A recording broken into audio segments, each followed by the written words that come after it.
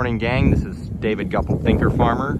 I'm here with my co-worker Jeff, and we're moving the stalker cattle into the well pit field. We showed this this field before a couple weeks ago for its pasture diversity. It's had close to 90 days rest. Today is June 17th, so we're almost to the first day of summer, and we gave them a pretty large area today. I really don't want them to graze anything hard. We've got a lot of moisture. We actually have a lot of puddles. Last of them are coming through the gate. We have a lot of puddles on the farm. We got another 2 inches of rain this weekend, and I mean, I'm seeing water in places I've never seen water. So the ground it's water is running off. The soil's pretty saturated with water, which for June, I'd say that's a pretty nice problem to have. A lot of red and white clover in here. You can go back and look at the video. I won't go through all of the species today. Everything's there's a lot of diversity in this field, a lot of cool seasons, Johnson grass. Stalkers are not super hungry, but they definitely were ready to move.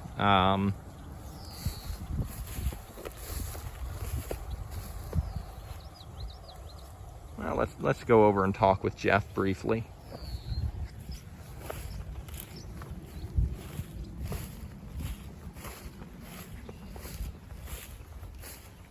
Morning, Jeff. Good morning, David. How are you, sir? Pretty good. That was a pretty easy cattle move. That was a textbook. That was a nice one. You set that up nicely, David. Thank you so much. Yeah, no, thank you for getting the gate.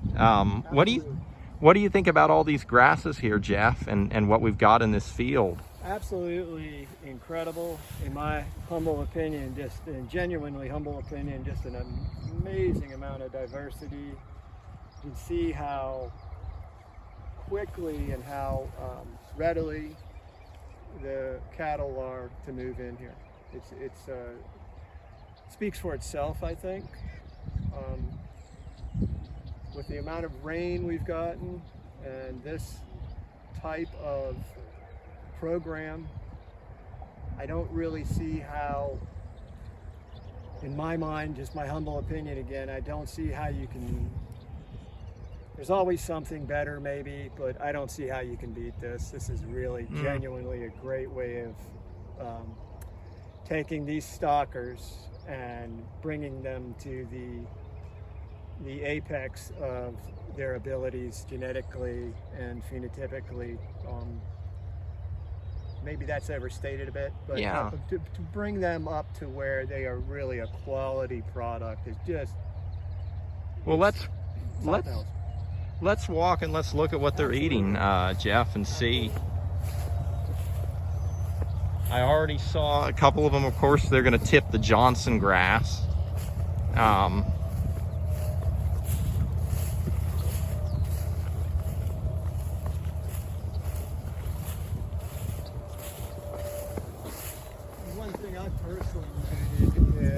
Myself is the dispersion of the cattle. I mean, they just naturally disperse. They don't gang up or bunch up, which is, again, from my past experiences, nothing against conventional at all. If that's your choice, the way you want to do things, that's absolutely great. But what I see here, after having done some conventional, this is just and being relatively new to the regenerative style or regenerative programs, it's just every day for me is a new positive experience. It's really refreshing. No, I hear that.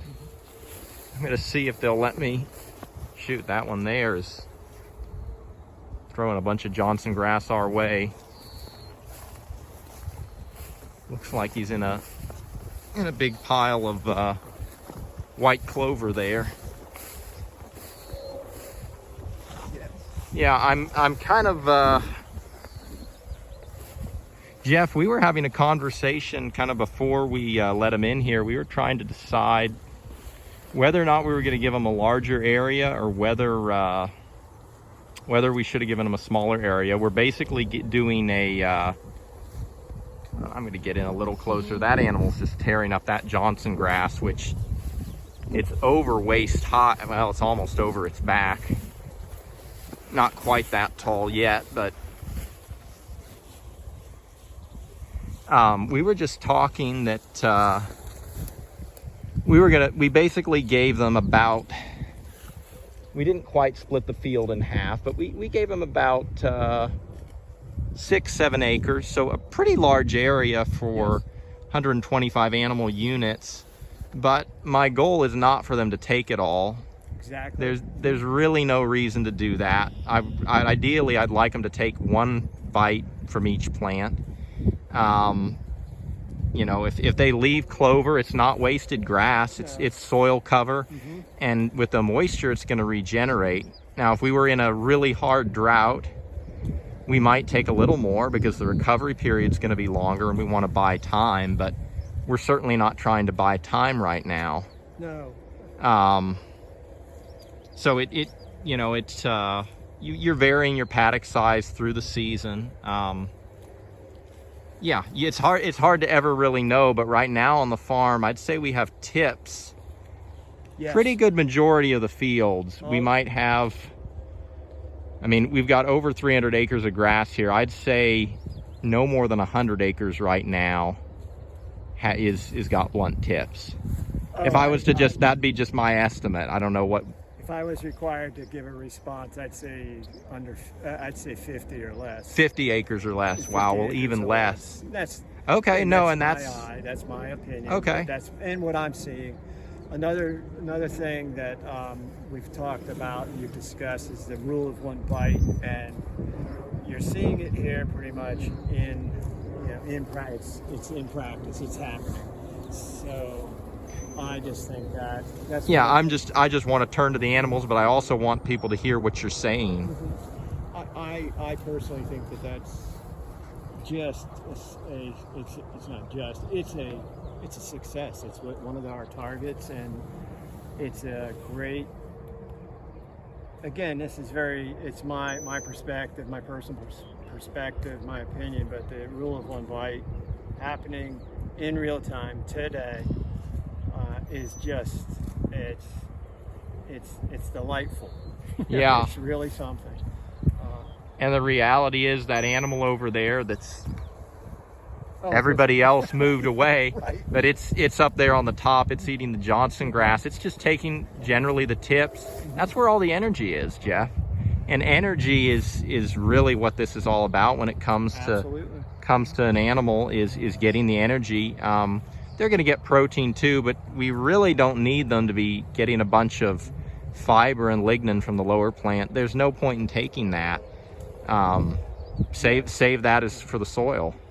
Hopefully this isn't too much of a digression from what we're discussing, but I think I would be remiss if I didn't mention that 2-3 days ago in the middle of the day in high heat, and you know the cows, as you would expect, are seeking shade, and we moved them.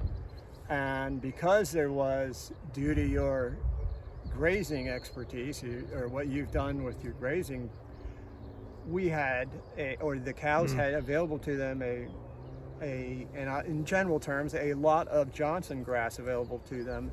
Heat of the day, to reiterate, heat of the day. And they didn't seek shade. They went for the Johnson grass.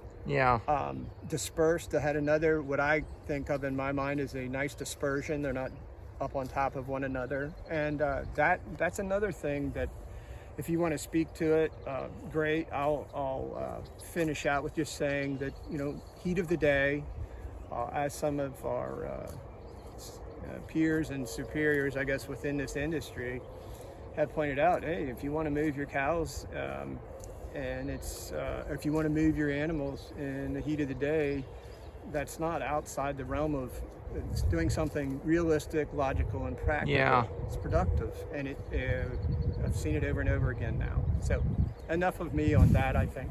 Yeah, we've gone over 10 minutes, and people on the channel, Jeff, no, you don't have to step out.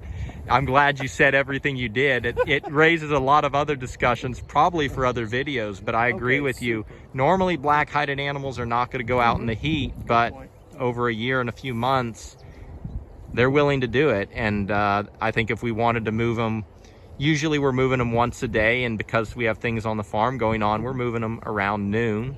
But you know, if we I mean, we've had different things, so we haven't used fence lifters, but if we set up fence lifters more and more, I think they would, I was thinking they'd hang in the shade, but I think these stalkers, I really believe they would go out and keep grazing even on a 85, 90 degree day, which is pretty incredible to me. It's what it was you know, the day, as an example, you know, so to your point, yeah, absolutely. And again, I failed to state that, you know, black-hided animals, middle of the day, extremely humid, very hot. Yeah. And they are more than content going after Johnson grass, or they're going after feed. That's right, yeah. Very, very content, very calm animals.